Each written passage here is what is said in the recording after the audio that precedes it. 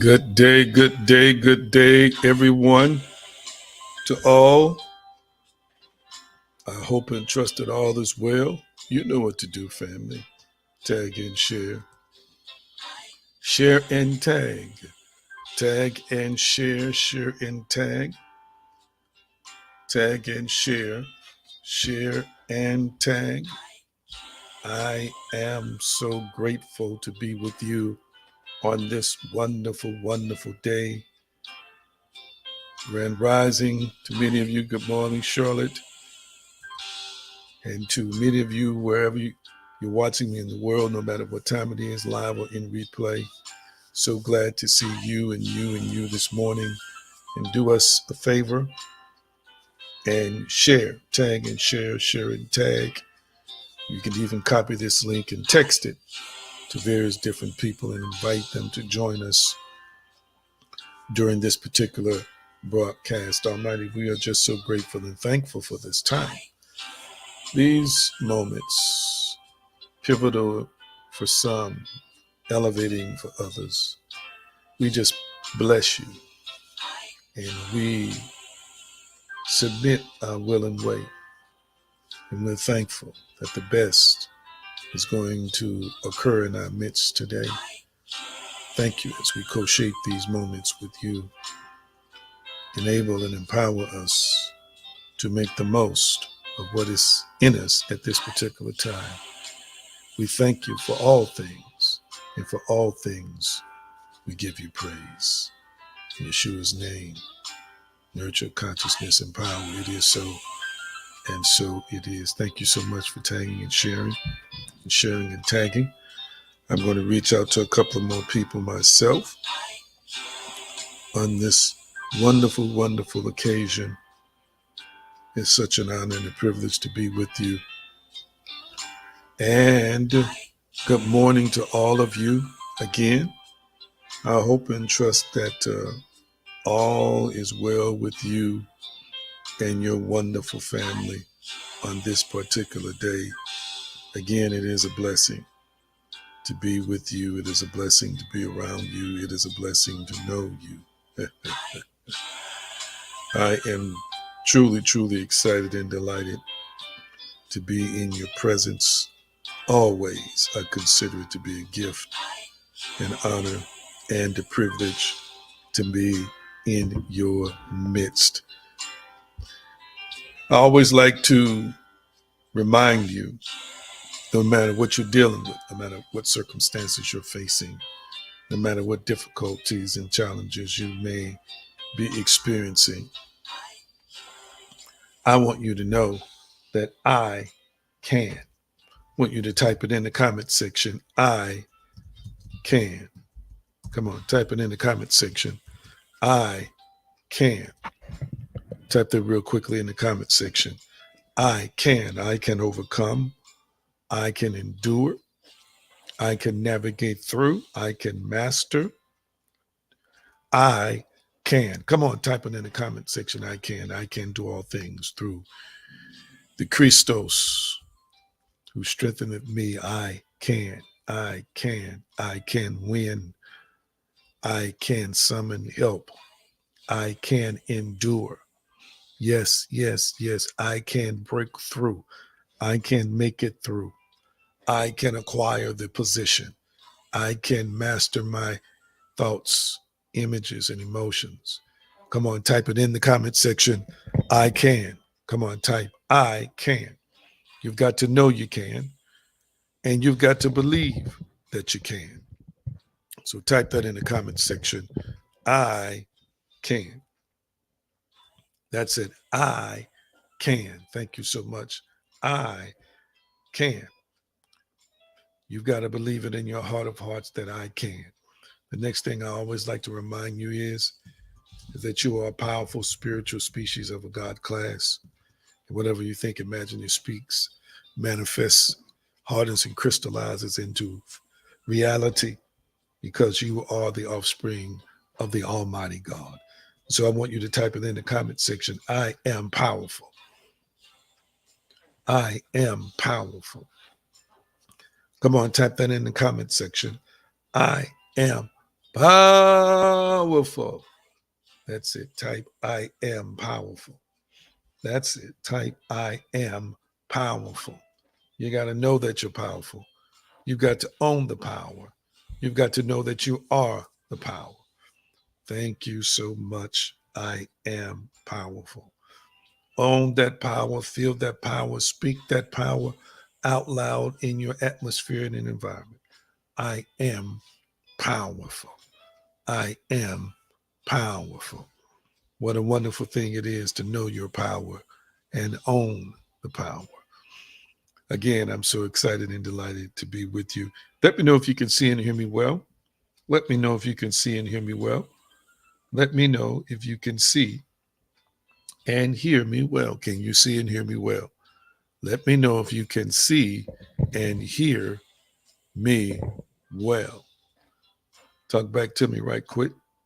Can you see and hear me well? Just let me know if you can. Let me know if you can see and hear me well. I want to make sure before I proceed forward that everything is good on the audio and visual end.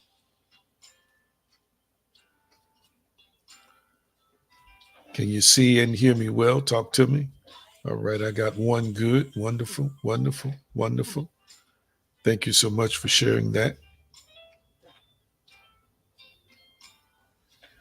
So the next thing I want to do here is ask you a wonderful, wonderful, wonderful question.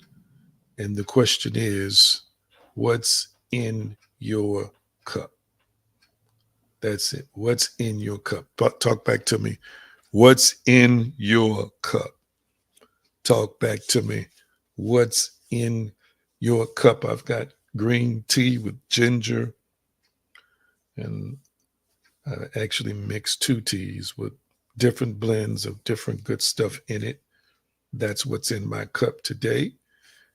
And I basically only drink herbal teas. I don't do, iced teas and Lipton and all that kind of stuff. I just do herbal teas, the stuff that's healthy for you.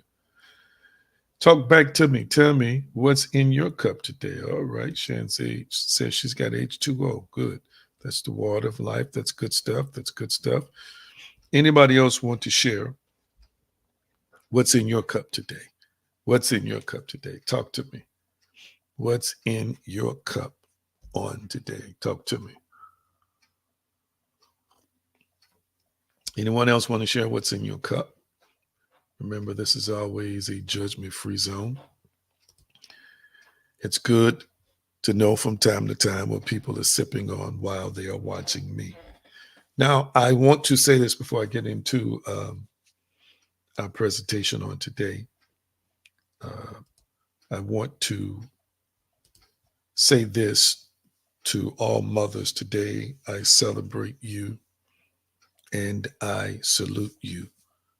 To all mothers, I celebrate you and I salute you. There's a quote that I saved from some time ago that relates to mothers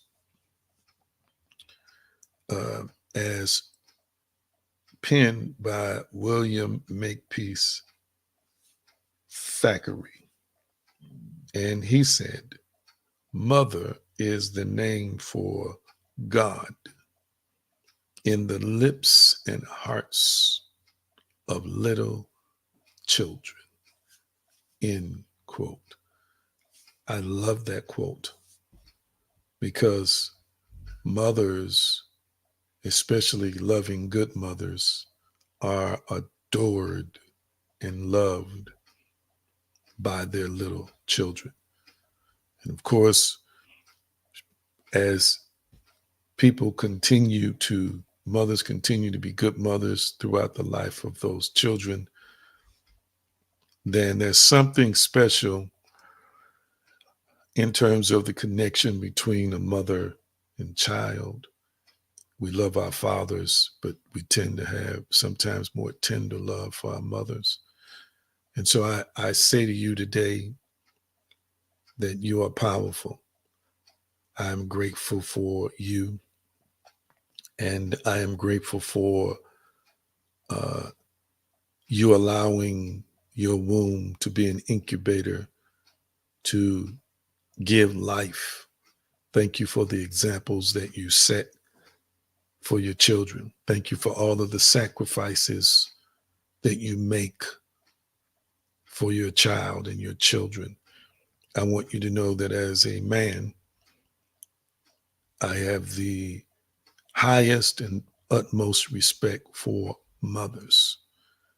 There is a saying that he that rocks the cradle rules the world. Mothers are powerful beings. Mothers are the symbol of life. Mothers are love givers, life givers, and powerful symbols and inspiration. And so I want to encourage you, mothers, to keep on being great mothers. There's something, if you notice, and there are a lot of single parent women in our world today, but even when they're married, many times you'll hear when a professional athlete makes it to the next level or makes it to the ranks of being a professional athlete, even if they have a father, most of the time when they ask them what are they going to do with their money, or most of the time, the first big purchase they make is a house for their mother, or they would either say, I'm going to buy a house for my mama, or they'll tell you later, the first big purchase I made was a house for my mama, or I surprised my mama with a new house. Why is that? It's because there's a deep, abiding, powerful love that children have for their mothers. And so I say to you, mothers, I salute you. Never underestimate what you mean to your children. And I believe there are different kinds of love, right? Different kinds of love. And I honestly believe that some of the most powerful love that the world will ever experience, it comes from multiple sources, but today I'm just going to name two sources that are in like my top 5, I guess I would say, in terms of sources of love. Number 1, the love of a mother. A good mother is irreplaceable. And number 2, the love of a good grandmother is irreplaceable. It's just like the love that oozes from good mothers and good grandmothers is immeasurable. And it is literally life changing. And so, again, I salute all of the mothers here today. And I say, continue to be the best version of yourself for your children. I adore you all. I love you all. And I appreciate you all. All right, I want to start a discussion with you today. We've been, for the last few weeks, talking about the power of imagination. And I literally want to give you some things to consider today. Some things to consider today. Some things that I want you to ponder, muse, meditate, so forth and so on. I don't endeavor to be before you, as they say, too long. Yeah, Pastor Turk, those real big mamas, I tell you. Yeah, I do believe they're scarce. They're scarce. You know, that's an old term, big mama. You don't even hardly hear that term anymore, except from the, generations previous to mine who talk about those big mamas. But I'm blessed to still have one as of the making of, this live stream. My big mama, who is my grandmama, will turn, I believe she'll turn 104 in a couple of months, 104. And when I tell you that woman is awesome, her name is Hillary Triplett. It's my mother's mother. Such grace, such poise, such wisdom, and such love. Many times I quote when I'm talking to women, especially, that She said that if it was possible, she would have had her grandchildren first because she loves them so much. And there wasn't anything she wouldn't do for us. So mamas, grandmamas, of course, as big mamas. Yeah, yeah. You know, I'll salute the fathers on Father's Day, but I have said this down through the years, and I will continue to say this, and I say this to women. You know, in my personal life, I've been called all kinds of things, all kinds of titles, all kinds of accolades. I'm in a season where I am intentionally in a cave and hitting and not exposing myself to too many people, but I've done quite a few things, been blessed in this life to impact quite a few people in my journey. But I have said to them, and I know I'll say it again on Father's Day, to me, there's not a more important title than father to me. And I want mothers to understand there's a pressure to compete with men. There's a pressure to go out and do this and that. And if you go out and do this and that, fine. But just understand this. To a child, there's nothing more important than a good mother. I mean, we want good fathers, but we're talking about mothers today. I'm telling you that there's not a more important job that you can have, more important assignment. I don't even want to say it's a job, it's an assignment to be a mother and a good mother. Never, ever, ever underestimate how valuable your love, your time, and your attention is to the ones that you gave birth to. We're going to Philippians chapter 4 for a little while. Philippians chapter 4 for a little while. And I think I'm going to wait a couple of months, just dropping it here. But I'll be doing probably some teaching from the book of Enoch here eventually. If not on this platform, probably Patreon. That we'll kind of delve into. But we're going to do Philippians 4. Let me pull it up here. 4 and verse 8. 4 and verse 8. Finally, brethren, whatsoever things are true, whatsoever things are honest, whatsoever things are just, whatsoever things are pure, whatsoever things are lovely, whatsoever things are of good report, if there be any virtue and if there be any praise, think on these things. I want to leave for thought today, good thoughts.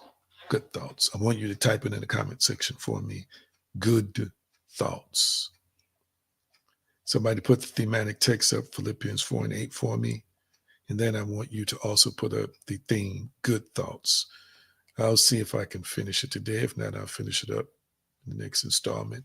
Type it in the comment section for me. Good thoughts. Almighty, we thank you for good thoughts. By Yeshua's name, power, but he is good thoughts. So I've been expressing to you about the power of your imagination. Talked a little bit about the state of consciousness. And remember, you hit that word spoken a lot in our generation. I'm big on consciousness now because I know that within your consciousness lives your reality. Neville Goddard used to say, and a lot of people would shudder at this, but I understand exactly what he means when he says your imagination is God. That's what he used to say. People don't understand, and they totally underestimate the power of imagination. Of course, your imagination is a part of your consciousness and your state of consciousness, which is basically defines your awareness and your awareness of your connection to self, God, and all things. Within the state of consciousness is what you think, it's what you imagine, it's what you visualize, it's what you think in terms of thoughts, it's your core beliefs, it's your belief system. All of these things are components that make up your state of consciousness. And so what you think from that determines the things that will happen in your world. And so there's a lot going on in the world. And if you do not command your state of consciousness, if you do not control your thinking, if you don't control your thoughts, if you don't control your imagination, if you don't control your visualizations, then you will find yourself aligning with beliefs and patterns in this world, which will cause you to create a reality that ultimately will bring you misery, suffering, and pain. I like to keep up with the news, family, but I don't like to become consumed with it. I used to just watch it diligently around the clock every day. But if you do that, it can darken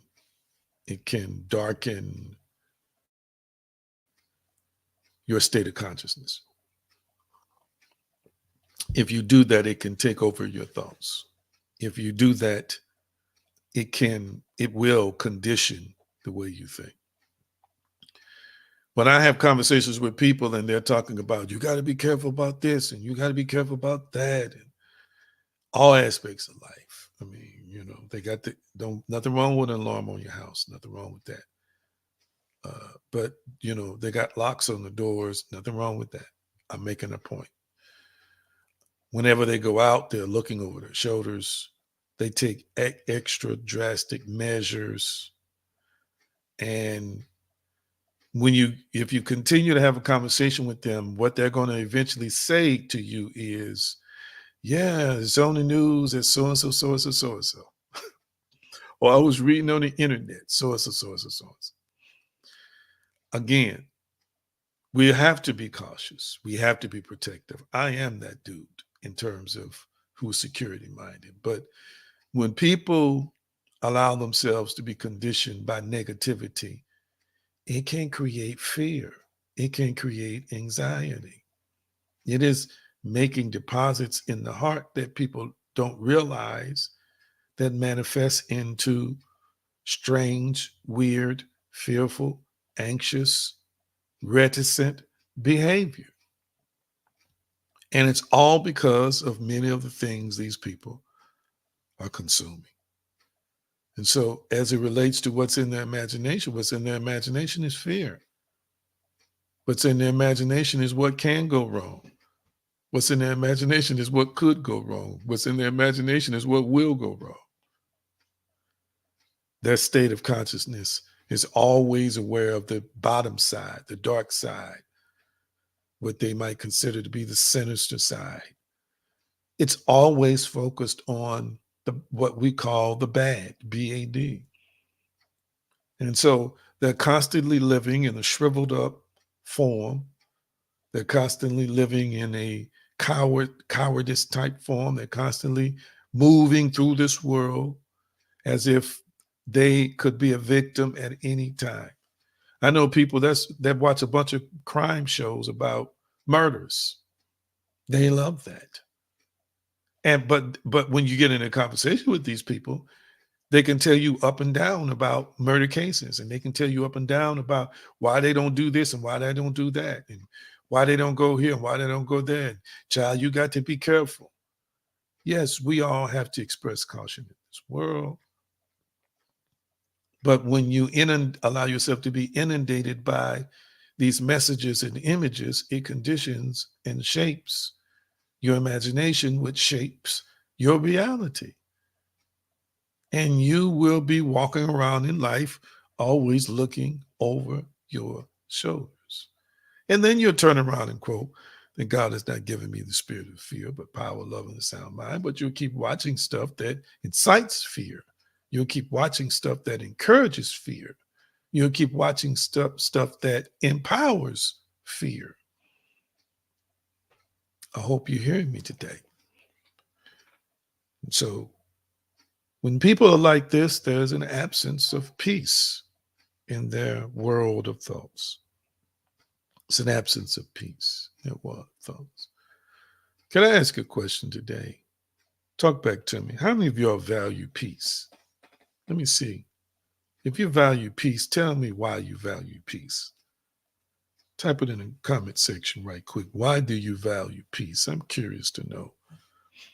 Or do you even value peace at all? Talk to me. Do you value your peace and why? That's the question I'm asking to you. Do you value your peace and why? All right, Pastor said number one for him, awesomeness. Who else values a peace? And feel free to share why. I am willing to admit that I'm in a very peaceful state. I'm not in certain limelights like I used to be and doing certain things that I used to do because I'm in a cocoon metamorphosis state, but I'm in a state of peace. Let's see, Pastor Cotton on YouTube said, God's peace is for my lifestyle awesomeness. Who else? My Chris says, yes, because I have been in situations where I didn't have it, and I remember how it made me feel. Wonderful. Peace is very important. And in these discussions about imagination during the week, we're talking about meditation. I'm not just trying, part of being, I should say, the grandest, best version of yourself is knowing how to incorporate the right thoughts and the right images into your psychological construct that will help produce peace uh, and fulfillment. And within fulfillment is contentment. Within fulfillment is happiness. Within fulfillment is satisfaction. Am I making any sense? So as I talk to people about abundance and the exploration of success and prosperity, it shouldn't come with the absence of peace. It shouldn't come with the absence of peace. You don't want to live a life where you have things but you don't have peace. You don't want to live a life where you have relationships and you don't have peace. Sometimes when people are not in a romantic relationship, they're missing that companionship and they're missing the sex. They're missing, being with a person, but the last persons you were with, they were not peaceful. So why would you want that again without peace? Why would you want money without peace? Why would you want to have a great career with no peace? If you don't have any peace at the end of the day, you're not really fulfilled. Your state of consciousness is not a happy one. And you're going to just be a person who has things, but you're miserable. You're going to be a person who has connections, but you're miserable. So I want you to understand that this ability for us to have peace is based on our mental filter. It's based on our mentality. It's based on how we process things in life. It's based on what we're formed as core beliefs within ourselves. All right. So I want you to understand that the state of your heart and mind is very important. And see your heart and your mind like a garden. Type it in the comment section, garden. Type it in the comment section, garden. Type that in the comment section, garden. If you have a garden, if you're trying to grow plants, flowers, or crops, before you plant those seeds, you have to prepare the ground. You have to prepare the ground. So that means if there are weeds, if there's grass or whatever that's growing there naturally, that might be an enemy of the seeds you want to plant, you got to root it up and then you've got to destroy it. Some of y'all on here got a green thumb. Y'all know exactly what I'm talking about and where I'm going with this. Our mind is like that soil. Our mind is like that soil. Our mind is like that garden. It's got to always be in a state where we prepare it for the seeds that we're going to plant in it. And after you plant those seeds, you got to make sure that they're submerged and they stay submerged. If those seeds are planted, but they're on the surface, then the enemies of the seed, as Yeshua talks about in his parables in some of the Gospels, birds will come and eat and pick those seeds. So your mind, again, is like a garden. That garden, of course, is constituted or is soil itself. And you had to prepare it for seeds. That seed has to be submerged completely. Then you've got to make sure it gets the proper amount of water and light. So it's not enough to just have a seed idea or a seed thought. Even after you've prepared the ground, you've got to make sure that it is exposed to the right things to help those seeds grow properly. So seeds of goodness can grow under the right environment, just like seeds we consider to be bad will grow under the right environments. A serial killer mind at some point in time starts holding or receiving seeds and then receiving a certain type of nurturing to grow that seed within that serial killer to manifest its serial killing ways. I want you to understand that. So we have to expose the seed in our hearts and minds to the proper things. And of course, we got to protect it against weeds. We got to protect it against predators. We've got to protect it against pests. Am I making any sense? Again, your mind is like the earth. It's like the ground. Your mind is like a garden that has the ability to reproduce. But it's not just enough to have a good thought. It's not just enough to listen to good messages and good teaching. That's the beginning. You've got to do whatever you can to protect your seed, which contains your harvest. And so I got to ask you on a daily basis, what kind of things do you do to protect your seed? So the mind is the soil. It's independent yet interconnected to other soil. So that soil has to be from time to time renewed with the right thinking. That soil from time to time has to be fertilized and tilled, even if it has weeds. I want you to type the word fertilize or fertilizer. Type the word fertilizer in the comment section for me. Type the word fertilizer in the comment section for me. Type the word fertilizer in the comment section for me real quickly. The word fertilizer. Fertilizer. Type that. Do you know that that fertilizer, a lot of fertilizer is made of crap, boo-boo, doo-doo? Did you know that? That's why when you're passing the fields, and my parents bought a house outside of a little town, and it's right across the street from a farm. They grow all kinds of stuff, cotton, all kinds of stuff down the street. Pastor Turk know where it is. And sometimes throughout the year, when that wind blows, when the farmer is preparing fields, and this is just the farmers and I'm acquainted with, it might not be all farmers, but the fields are smelling. That breeze comes in and hits your nose. It's like, ooh, what? It's because a lot of fertilizer,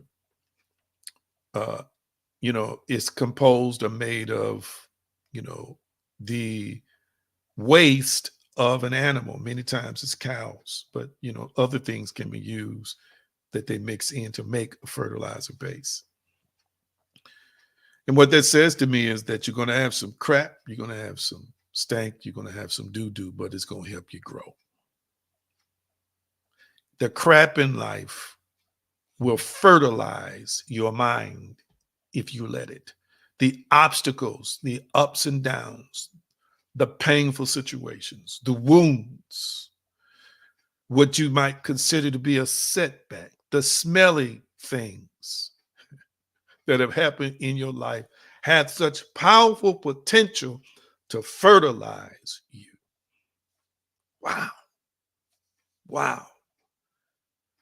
I have seen people grow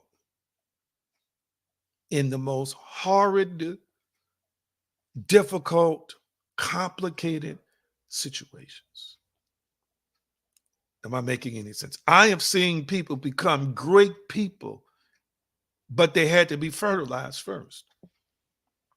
They had to be fertilized first. They had to sometimes deal with the crap of a dysfunctional family. Sometimes they had to deal with the crap of a dysfunctional relationship. Sometimes they had to deal with the crap of a drug addiction, the crap of alcoholism, the crap of being betrayed. Come on now. They had to deal with the crap of being misunderstood. They had to deal with the crap of racism. They had to deal with the crap of betrayal, the crap of rejection, the crap of rape, the crap of molestation. They had to deal with the crap of their children getting into trouble. They had to deal with the crap of death. They had to deal with the crap of religion, the crap of church hurt. Come on now.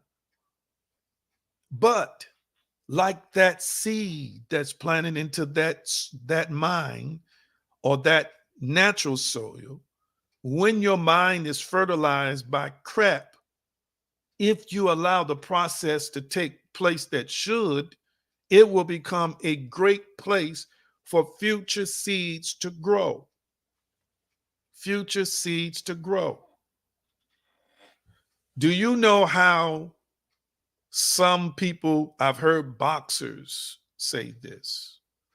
I've heard athletes say this, but let's talk about boxers. I've heard boxers say or discuss how they became great boxers. I believe that was Mike Tyson.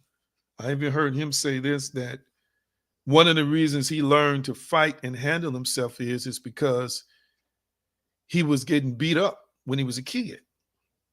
He had a hard childhood, if you know anything about his past. I've heard other boxers say they were getting the crap beat out of them. Well, that crap was crap. But it fertilized a seed to win, a seed to defend themselves. That seed to defend themselves turned into them recognizing I have a skill. They recognized they have a skill, and then that skill was recognized by somebody else who brought them into a gym and said to them, you have a natural skill here. Let's hone that skill. Am I making any sense? So from the crap of a rubble of a childhood life, of the crap of the rubble of living on the streets, from the crap of a life of having the hell beat out of them all the time, and then learning to defend themselves, which turned out to help them discover that I have a skill to fight, turned into something that made them multiple millions and brought joy into the hearts of many people. Am I making any sense to anybody here today? Am I making any sense to anybody here today? So I want you to understand, hear me real clearly. Can you still hear me and see me well? Can you still hear me and see me well? I want you to hear me real clearly that bad, stinking crap, how you and I deal with that is predicated on how we see it and how we interpret it when it shows up in our world. Oh, my goodness. I forgot to. Can you see and hear me well? Okay, great. I forgot to hook my Ethernet cord up. Lord have mercy. Okay. Is the signal good and strong? Making sure the signal is good and strong. So I want you to know and I want you to understand that bad can be turned into good. Let's phrase it like this. Bad things are for good purposes. Type that in the comment section. Type that in the comment section. Type that in the comment section. Bad things are for good purposes. Type that in the comment section. Bad things are for good purposes. Somebody type that in the comment section for me. Bad things are for good purposes. Type that in the comment section. Bad things are for good purposes. Bad things are for good purposes. It was Joseph who said, paraphrasing it, what you meant for evil, God meant for good. And in that story of Joseph in the Torah, his brothers betrayed him. But it appears Joseph consistently had a consciousness of calling, a consciousness of greatness, and a consciousness of the favor of the Almighty the whole time. Because not one time do we see in the narrative him complaining. Not one time do you see in the textual presentation that he's complaining. It's because he understood the crap, the doo-doo, and all this other stuff of his life. He felt like was not going to change his trajectory, was not going to change who he was not going to change the power that he possessed, nor the power for being that he was.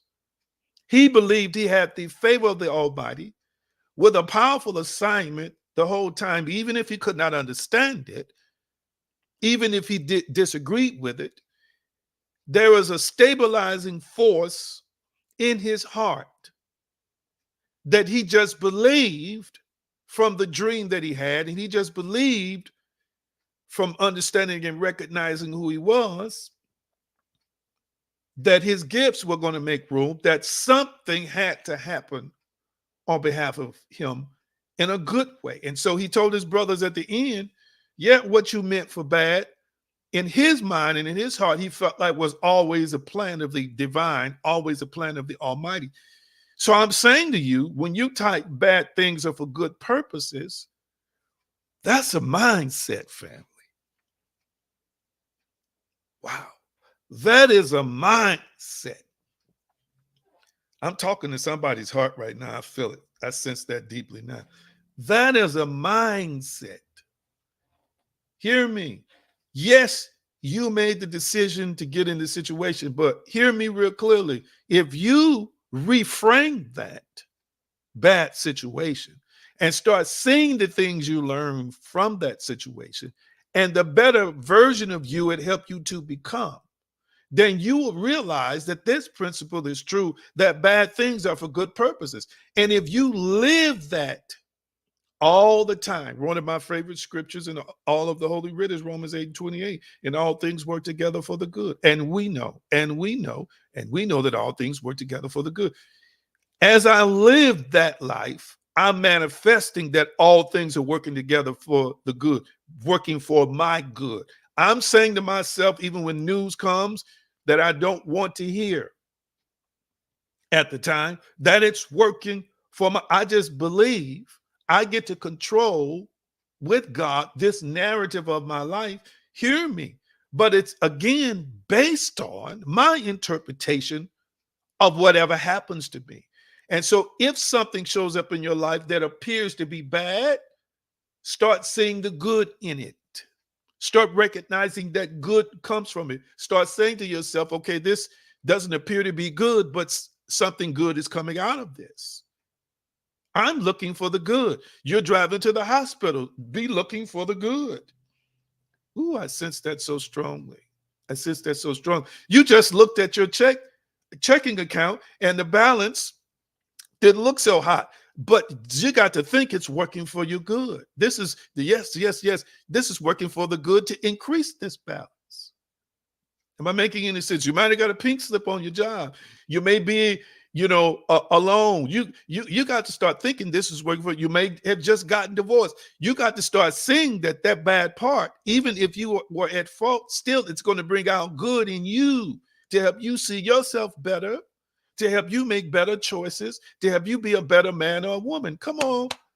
Hear me, family. Glory. Hear me, family. Whatever shows up in your life, you have a choice to decide what happens next, and it's based on what you think.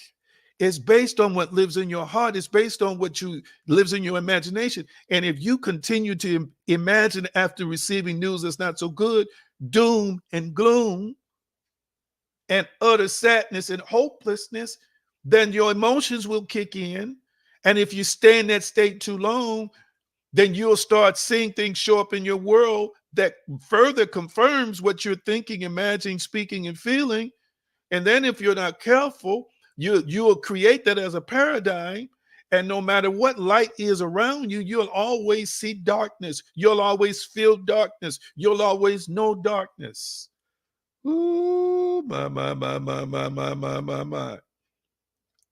That's why we're talking about good thoughts today. Remember, I gave you that, statistic.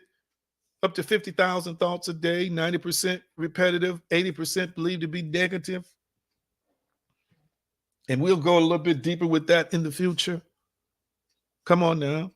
I want you to understand and know that you get to control the narrative of your life. Hallelujah. You don't have to jump through a bunch of religious hoops. I need y'all to stop trying to prove yourself. Listen, if God is almighty, why are you trying to prove yourself to him? If the Almighty knows you and everything about you, why are you constantly feeling you ain't not good enough? Or why are you listening to people who are telling you you're less than, and you got to jump through 10 circles of hoops to get an answer to something? It's senseless. But if this lives in your heart and in your imagination, you will constantly be disqualifying yourself from a lack of performance.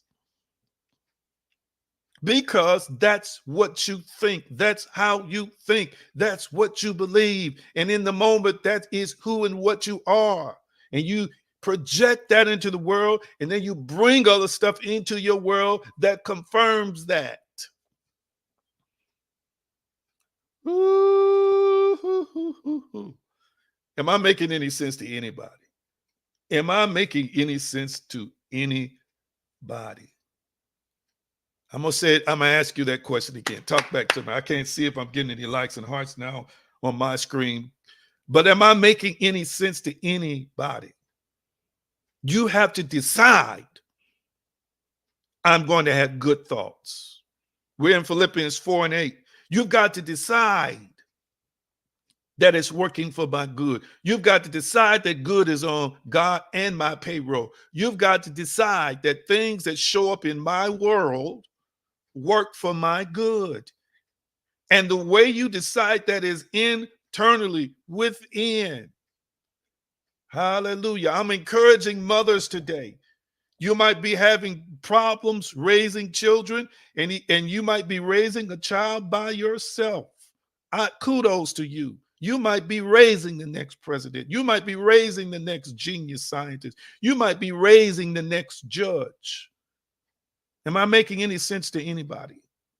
And I want you to understand that if you make yourself aware that once you conquer and master this situation and help them conquer and master this situation, then they will and shall go on to do great things. I need y'all to catch what I'm saying right now. Many times, some of the most difficult struggles, we don't know there's seeds of goodness in it to manifest for us. We don't recognize that there are life-changing things in those situations that will alter our trajectory in the best ways possible. And if you're constantly caught up in your emotions, your negative emotions, you won't see the good. Let me help you with something right now. I, like you, deal with negativity. I, like you, deal with depression and discouragement. It just can't stay long in me anymore because God keeps revealing to me who I am. And I understand that I have a choice. And if I see the outside world as the world of validation for me, then I'm always going to be chasing stuff. But if I know that peace comes from within, and if I know I get to choose how I feel about this, I get to choose what I think about this. Come on here. It doesn't really concern me what other people think, to the extent that I'm going to let you disturb what I think. Yes, I'm sensitive to others' thoughts, but who am I and what am I? And what should I be thinking and doing about this? So they had a saying when growing up, where I grew up, when people clowned and fought and all this, they would say that they showed they behind. They said they showed they behind. Listen, I choose not to show you my behind. I choose to show you my heart. I choose to show you my power, not my behind. Am I making any sense? You don't have to stoop down for any spirit, any being, anything, any circumstance, any situation. You get to choose to sit in the seat of your power and decide what happens next. I know this don't feel good, but it's working for my good. I know this don't look good, but it's working for my good. And I choose not to be sad for 2 weeks about this. I choose not to waddle in fear for several months about this. I choose not to always see myself as a victim. I choose to believe it works for my good, and I choose to believe that I am a winner, and I choose to believe that now I am a much better version of me, traveling to the best version of me. This is what I choose to believe. Ooh, I feel that so strongly in my Shana and our family. Hallelujah. You get to make a choice of good thoughts. Philippians 4:8, that's where we are. That's where we are. Let's get there before I have to make this a part 2. Let me look at my time. I got on here late today. Let me look at my time. Whatsoever things are true. I think I'm going to stop here today. Whatsoever things are true. First of all, I'm going to go to the bottom of the text. I'm going to do something differently. I'm going to go to the bottom and come back to the top. The word think here in this text, again, logizomai, lakidzamahi is how you pronounce that in Greek. It means to estimate, conclude, reason, to reckon, to count, compute, calculate, count over. Hear me real clearly. So what I'm getting ready to discuss with you are things that you should be thinking, things you should be concluding, things that you should be reasoning in your mind, things you should even be imagining in your mind. Paul prescribes a list of things that you should condition your mental paradigm with, your mental filter with, your psychological being with, your soul with. Hallelujah. So if you control what you're thinking, you get to get a certain outcome. So he's giving us a prescription of things that should be in your heart and things that should be in your mind. And I'm going to say this again, going back to the garden analogy. I've used this before. I'm going to say it again. If your mind is like the garden, or if your mind is like that earth, just like that earth can produce corn seeds when you deposit it, just like that earth can produce cotton seeds when you deposit it, just like that earth can produce trees, apple trees and orange trees, it can also produce thorns, thistles, and weeds. And it can produce things that come up out of it that will choke out the good stuff around it. Yeshua talked about things choking out the word. And I'm saying to you right now, this presentation from Paul tonight is relevant, today is relevant because you've got to learn that there are certain things that's growing in the soil of your heart and growing in the soil of your mind, and religion is one of them, that will choke out spirituality. It will choke out your true identity. It will choke out goodness. It will choke out your power. But you've got to learn how to control it. You've got to learn how to uproot what needs to be uprooted and plant what needs to be planted. This is intentional. You have a choice. You have a say-so in this. I want you to type it in the comment section. I choose what I think. Wow. Type that in the comment section. I choose what I think.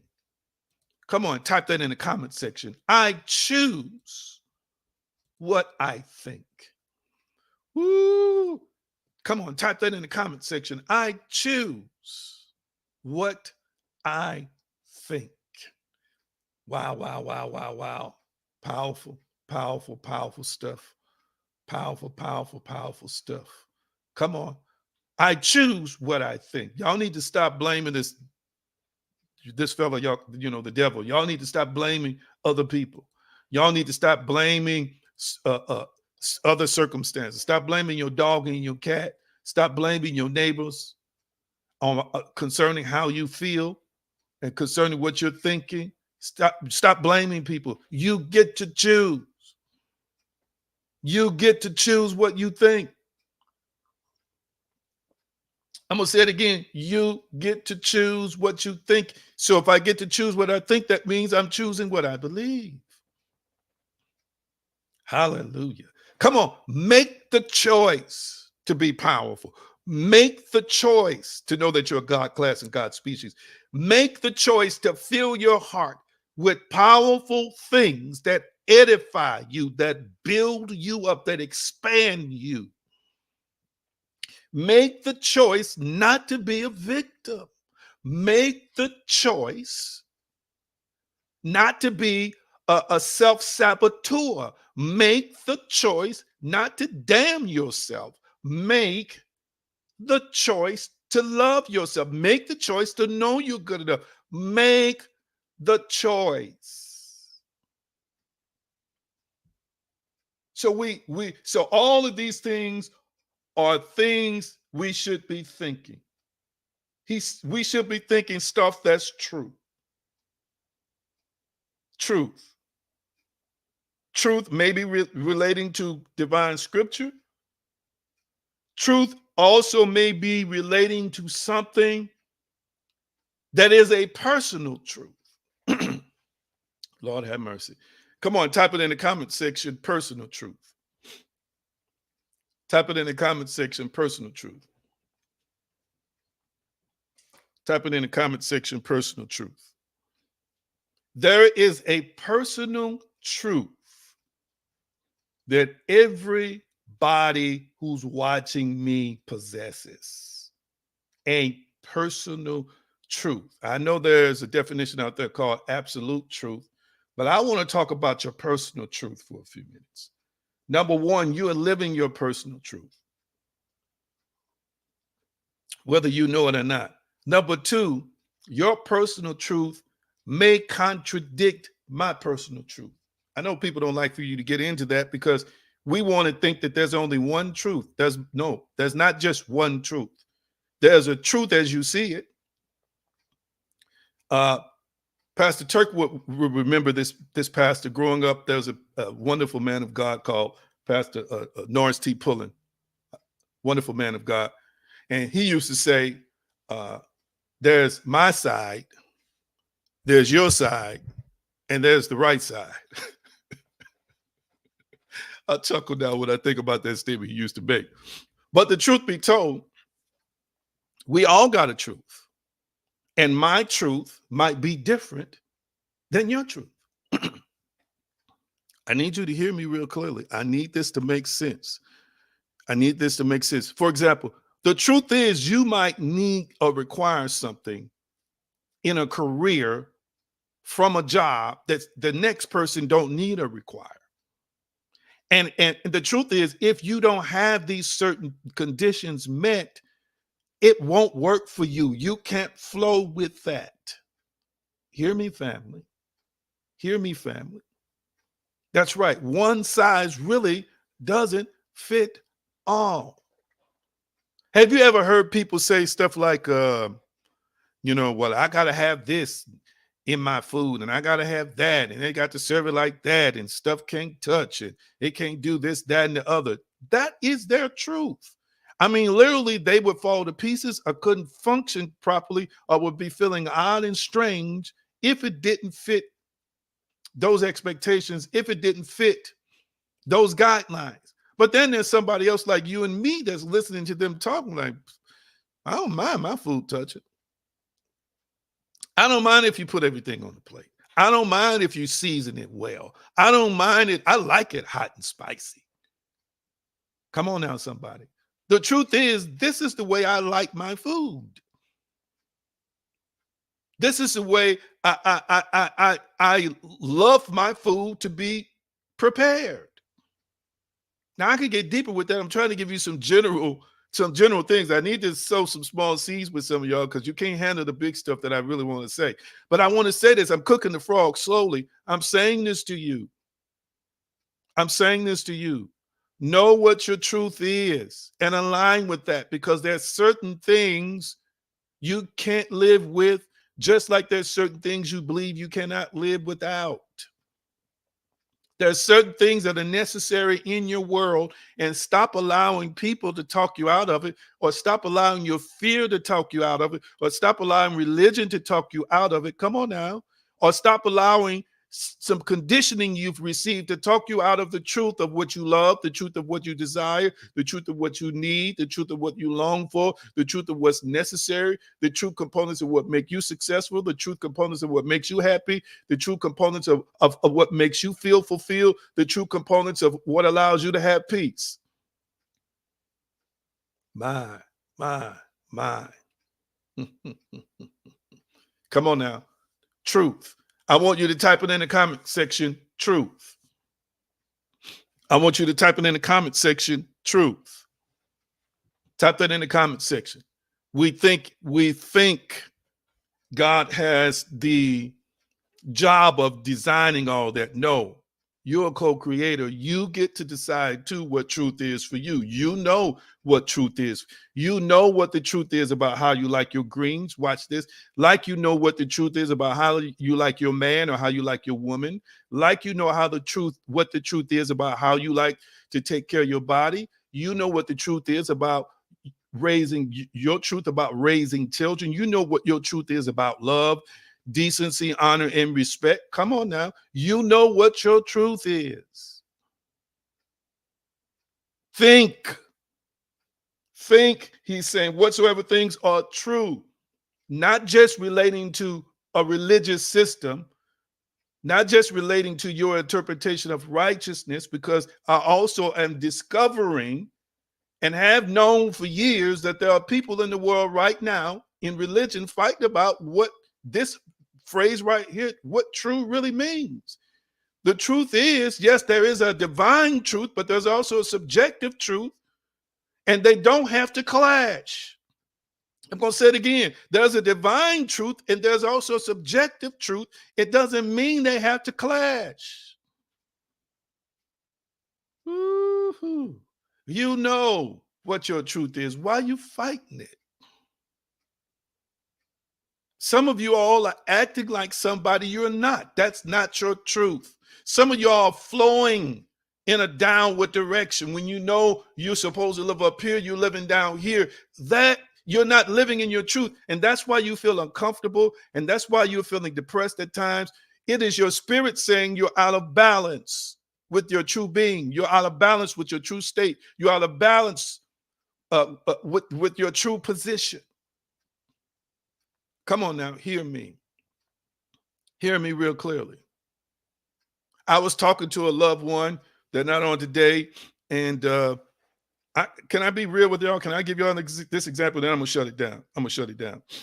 This is going to be interesting when I get ready to share. Can I share it with you? Say yes or no. Can I share it with you? And I'm going to be done. Can I share it with you? Can I share this with you? I don't know if I've shared this before. I have probably shared it before. I'm going to share it again, but I'm going to share it in a different way. Can I share it with you? Okay. Watch this. Then a person knew that who they were talking to, because I don't live in certain boxes. And so they were confiding in me. And they said to me that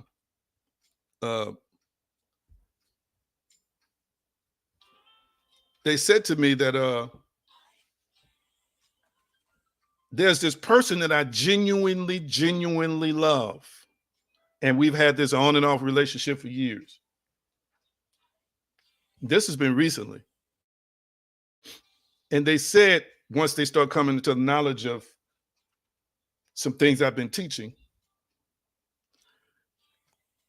they were wondering if they had discussed it with this man. She was a woman. She discussed it with the man, and she was discussing it and basically saying,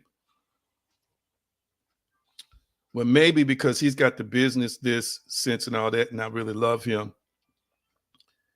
despite the fact that he had already told her he just really couldn't be with one woman. He would love her and would never put anything in her face and support her 100%, but he would have other women because she loved him so much. Hear me real clearly. She's feeling like, well, maybe I can marry him and I'll be all right. And he can help me to develop my business and this, that, and the other. And so I listen because I'm not judgmental. I listen. And then when the person got finished, I said, okay. I said, yeah, you could do that. I said, but I don't think that's going to work for you. I was indicating to her that's not her personal truth because she wants somebody to love her and not be with other people. So I said to her, Pastor Turk, I said, why don't you just manifest a situation where it's only you?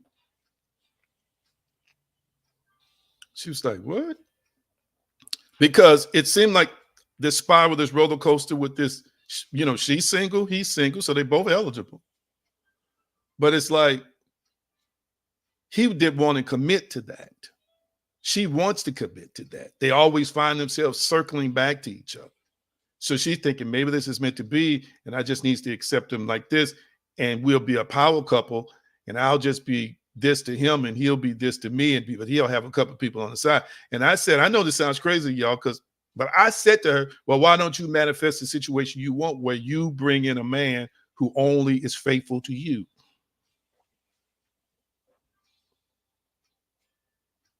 So when I said that, the wheels start turning. So guess what ended up happening?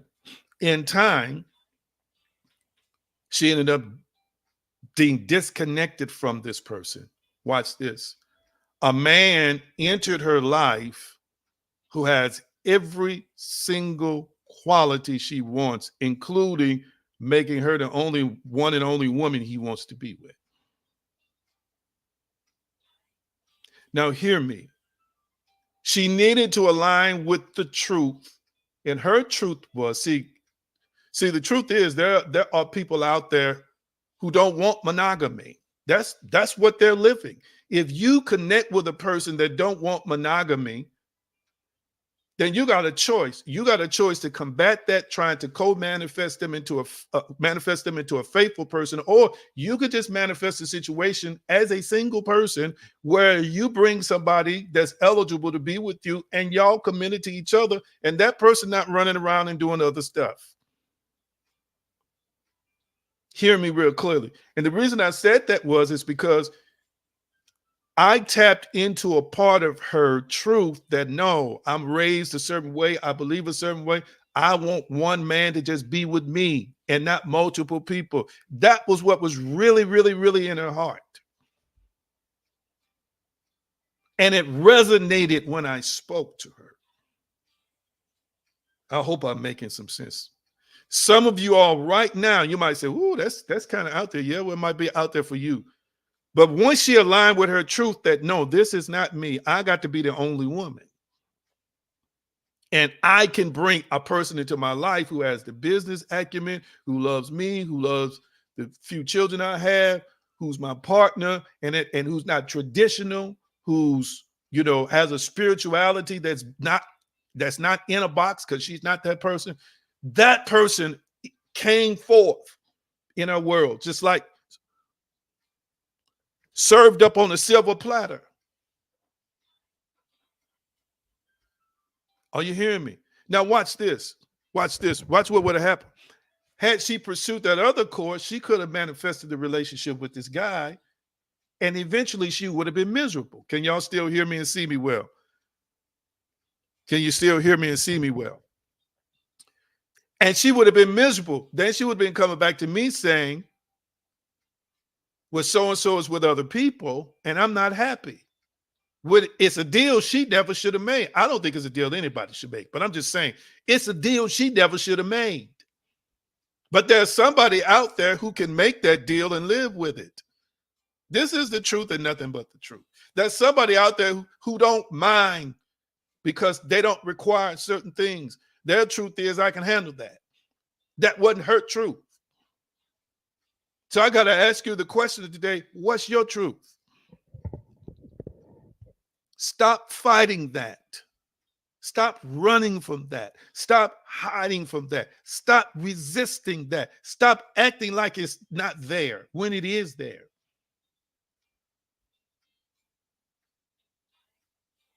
I know this is funny, but I know it's funny, but you acted like you don't like tricks and fruity pebbles because other folks telling you you can't have tricks and fruity pebbles. You know you like you some tricks and fruity pebbles. You know that's what you love. You don't just like it, you love it. Well, get you some from time to time. Get you some, eat you some fruits, Fruit Loops, or some tricks and fruity pebbles. And stop trying to put God in all this. If it don't resonate in here, you're not going to be happy. There's nothing like living a miserable life. There's nothing like living a life that where you feel like something is missing and something is off. You know why? Because you're not in alignment with your truth. And if some kind of way the truth of you is destructive, then we got to deal with that destructive part. Yes, there are some truths about us that are destructive, can be destructive. Oh, that's true right there, too. And then we got to deal with that, too. Sometimes people love stuff that's killing them. That's their truth. Okay, we got to help you. We got to help you to change your relationship with the thing that's killing you so you're not allowing yourself to be killed by it. But what bothers me is when people are acting like they don't love or like stuff. When you do love and like it, even if it's bad for you, own it and then decide next in your thinker with the permission from the Almighty. I'm going to flip it. I'm going to flip it to truth. Glory to God. You won't be free without the truth. Yes, the truth, it says, John 8:32, shall make you free. Not just the truth about Yeshua, not just the truth about God, but the truth about you, the truth about your convictions. And then understanding any higher laws or higher principles that you are to align with to make sure that your truth is the healthiest truth. Am I making sense today? I'm getting ready to pray. I'm done. I'm done. I did my tribute to the mothers earlier. I'm done. Am I making any sense today, family? Talk back to me. Let me pull out my phone because I can't see if I'm getting any likes and hearts or not. Whatsoever things are true, this is what you should be thinking about. We'll get to honest and just and all those other things in the next installment. Hear me, and I know this perspective on truth is a little bit different for some of y'all to hear like this, but seriously, you need to come out of denial. To deny yourself is to deny yourself the opportunity to confront whatever thing it is you need to deal with. Ooh, am I making any sense to anybody here today? Am I making any sense to anybody here today? And I'm saying to you, in love, I'm saying to you, with every fiber of my being that I'm permitted to,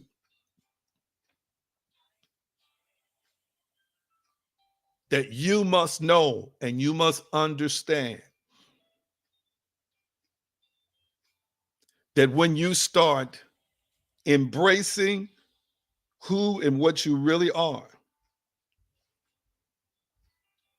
then the reality the Almighty desires for you will channel and flow through you. But all this resistance is what's causing you an issue. You continue to resist what is the truth for you. Ooh, my God, I feel that so strong. If you got prayer requests, put them up. Almighty, I thank you. We're thinking good thoughts. We're owning truth today. We're recognizing our heart and mind. It's like a garden. It's like a field that we must constantly, diligently cultivate, nurture, develop, and protect. And I bless you that good thoughts are taking hold in our imagination, in our mind, and we are manifesting a harvest of quality, high-level lives. And I bless you and praise you in Yeshua's name, by his name, his way, his power and consciousness. It is so, and so it is. Wow. Wow. Mm-mm-mm. Please take the opportunity to give. Use the giving opportunity at the bottom of the screen. Anybody have a question before we get off here today? Anybody have a question or a prayer request you want me to pray over specifically before we get off here today? Yes, just be truthful. Just be truthful. But I'm going to teach you, though. Stay with me. I'm going to teach you how to own that truth and then manifest or bring into your life things that align with that. Things that align with that. Some of y'all think y'all can handle stuff. You think you could take stuff. And the truth be told, you really can't. You just really can't. You're in denial. You're in resistance to who and what you really are. It's the bottom line. And as long as you continue to do that, then you're not going to be the best version of you. And your spirit is going to constantly be talking to you about it. And it's going to be communicating to you through the language of misery and discomfort and sadness and feeling limited.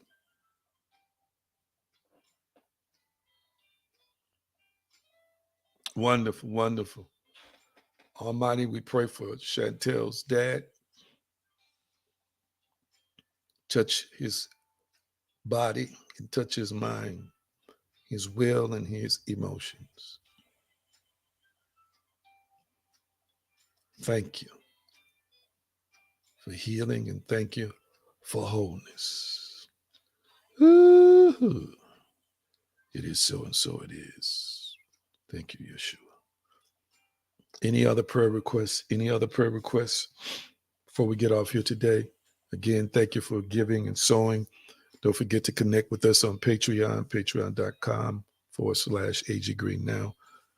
Join our spiritual revolution community that is growing every week.